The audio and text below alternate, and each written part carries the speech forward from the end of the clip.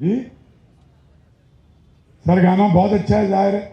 अच्छा, ये गाने के बारे में पहले मैं आपको बताऊं, ये गाना 2015 में हमने बनाया था, जब कराची में एथनिक वायलेंस हो रहा था, सेक्रेटेरियन वायलेंस हो रहा था। इस गाने को लिखने वाला आदमी यहीं मौजूद है, साबिर सफ़र। साबिर कहाँ हो तुम? साबिर सफ़र को बिठा के, और मैंने कहा मुझे एक ऐसा गाना चाहिए जो जिसकी बुनियाद नफरत ना हो, मोहब्बत हो। तो ये पूरे गाने के अगर आप बोल सुनेंगे तो ये थीम है हमारा कि ये शहर जो है इसके बाजू कुशादा हैं उन तमाम लोगों के लिए जो यहाँ के बसे।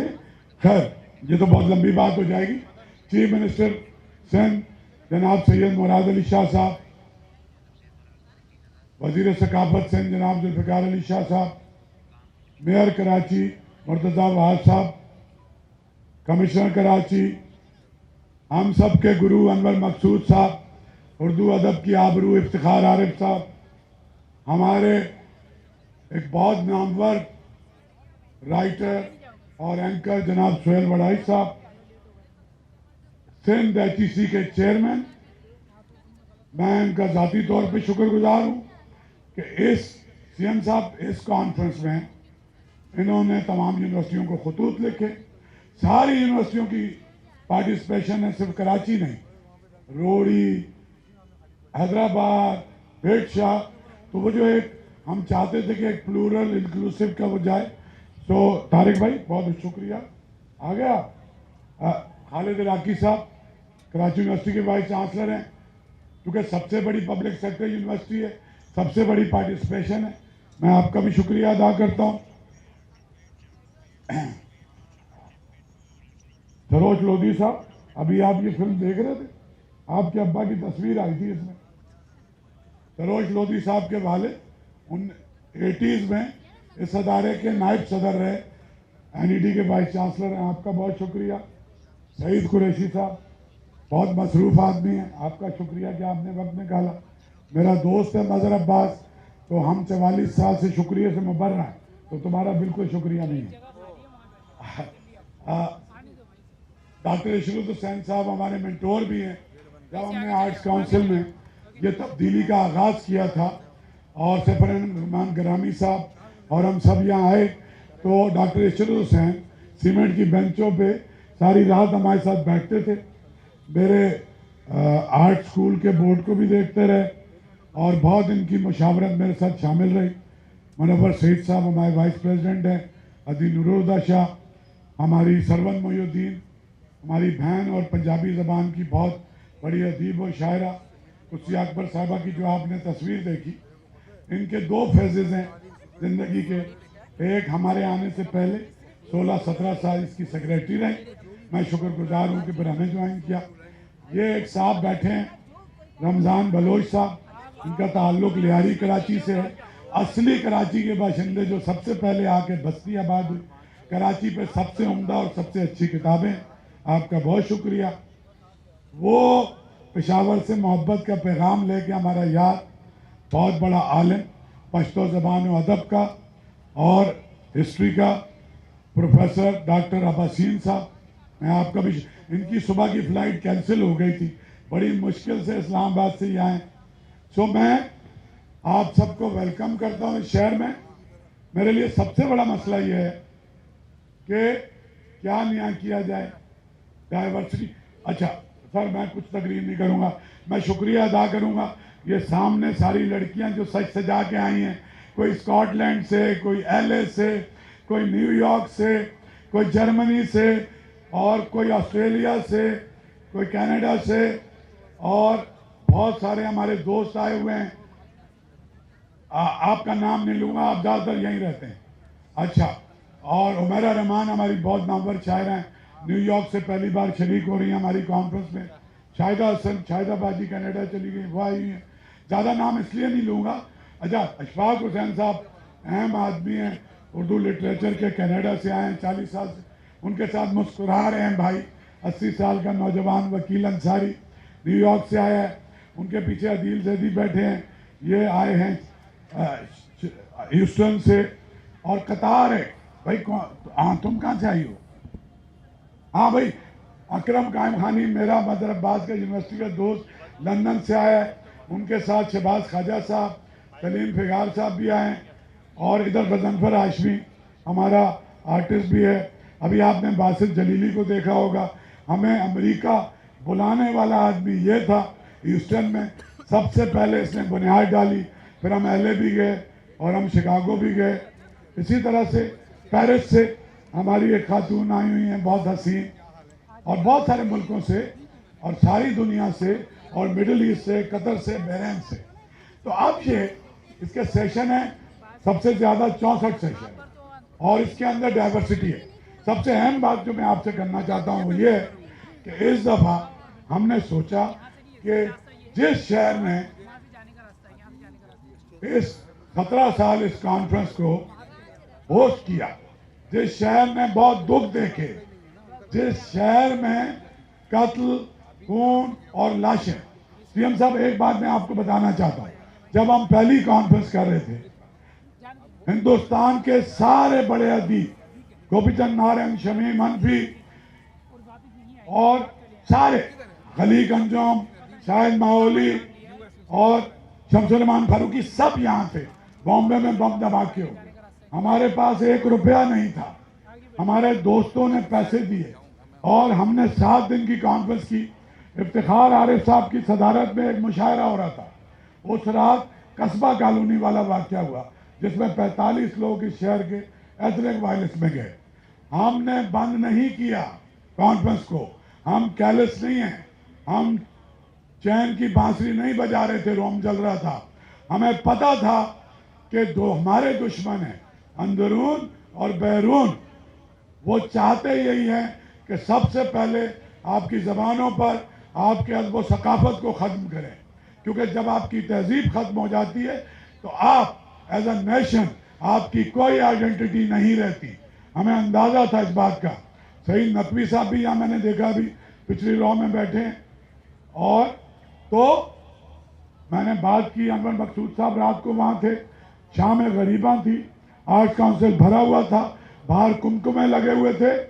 मैंने इन दोनों से बात की और मैंने कहा मैं ये चाहता हूँ कि बाहर की रोशनियाँ गुल करें और मुशायरा ये होगा, और दुनिया का हर बड़ा शायर उस मुशायरे में था।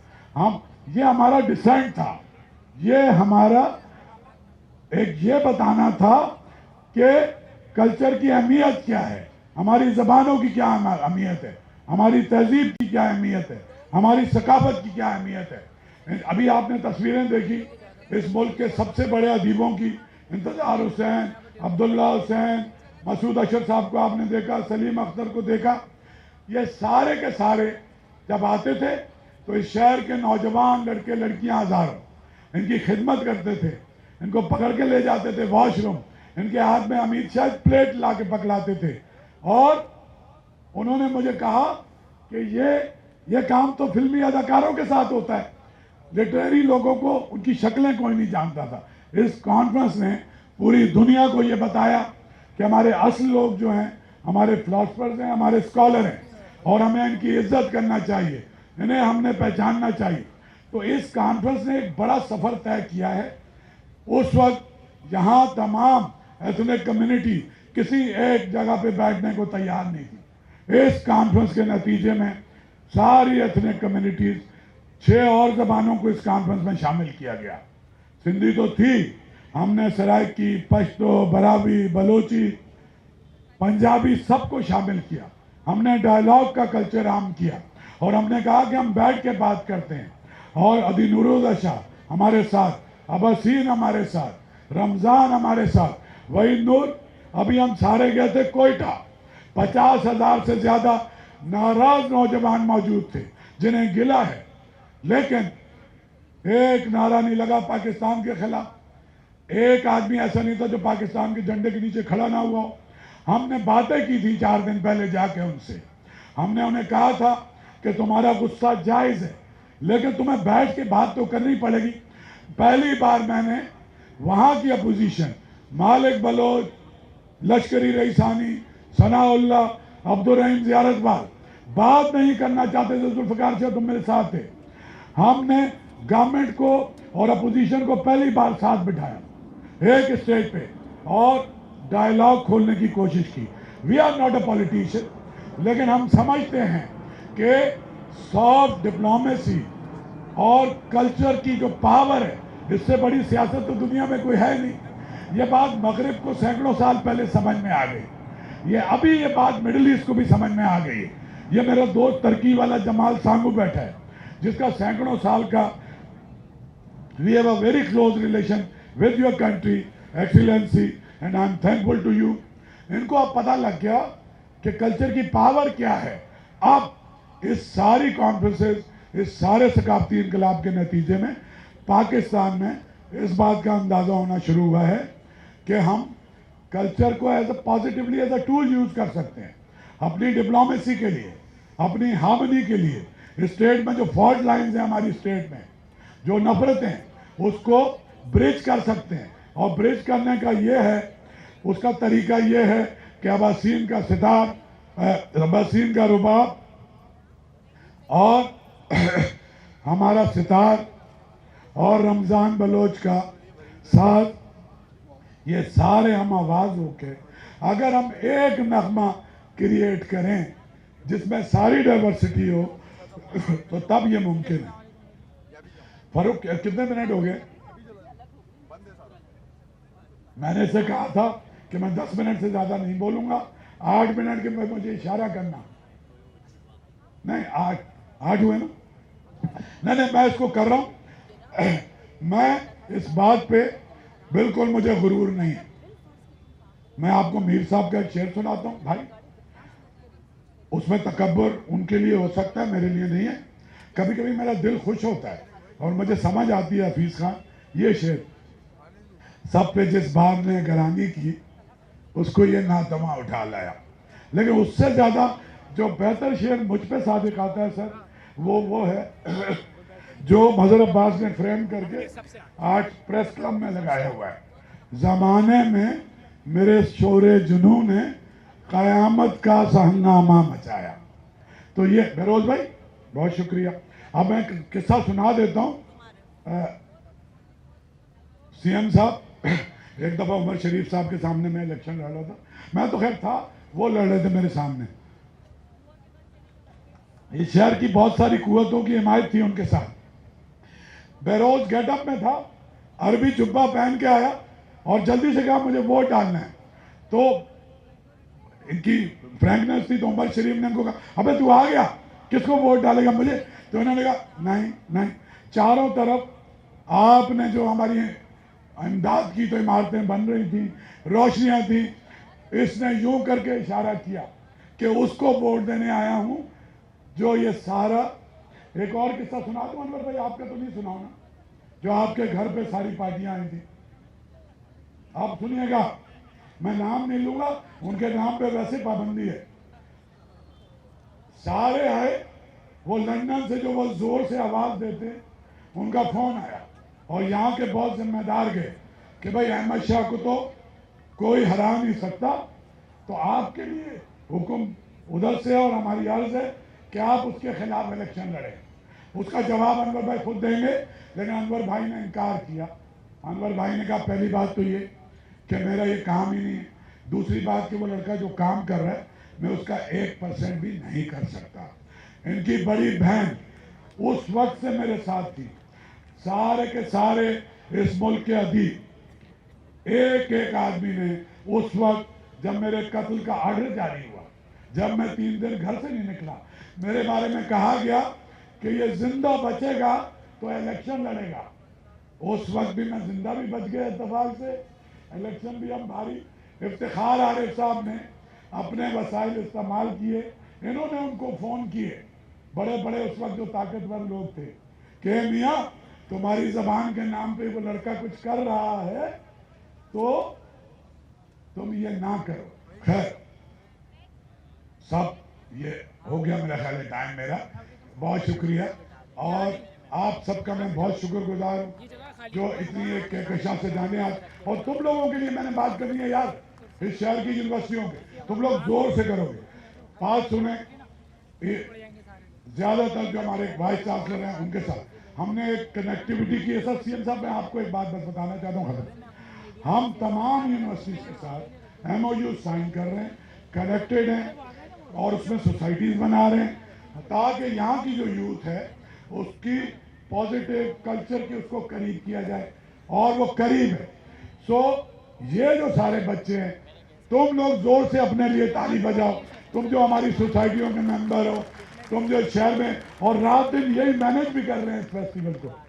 सो आपके बारे में मैं कुछ नहीं कह पाया, लेकिन जितनी रोशनी अभी आपने देखी थी, जितने रंग आपने देखे, जितनी आपने इमारतें देखी और पुरानी भी देखी और नई भी देखी, तो ये सारा मुझे ये भी कहा जाता है कि भाई इनको क्यों बुलाते हो, हमें भी तो बुलाओ। ये सब कुछ जो चारों तरफ रंग और रोशनियां हैं, इस पे कोई पैसे लगते हैं? नहीं लगते। 10,000 रुपए ग्रांट थी मेरी, 45 करोड़ रुपए आर्ट्स काउंसिल की ग्रांट है। ये एक प्रोसेस है, लेकिन मैं तकब्बुर, ये हमारी ईरान से छोटी बहन आई है फफा, लेकिन काम सर 50 अरब का कोई अदारा आपको इतना करके दे दे तो फिर आप मुझे बताइएगा। ये 44 मुल्कों का फेस्टिवल मुर्तज़ा बगैर किसी स्पेशल ग्रांट के, अपनी ग्रांट से, मकरूज बहुत लंबा चौड़ा हो गया, पैसे आपसे बिल्कुल नहीं मांग रहा, लेकिन आपने खड़े होकर ये ऐलान कर दिया है कि अगली बार दुनिया के तमाम लोग आएंगे और मैंने अपने चीफ मिनिस्टर को झूठा साबित नहीं कर सकता, क्योंकि वो झूठा है ही नहीं। तो मुर्तज़ा, जुल्फ़िकार शाह, हसन नकवी, जो कुछ उन्होंने वहाँ कहा, इंशाअल्लाह वो हम पूरा करके, आप सबकी भरपूर तालियां होनी चाहिए, भरपूर हमारे चीफ मिनिस्टर के लिए।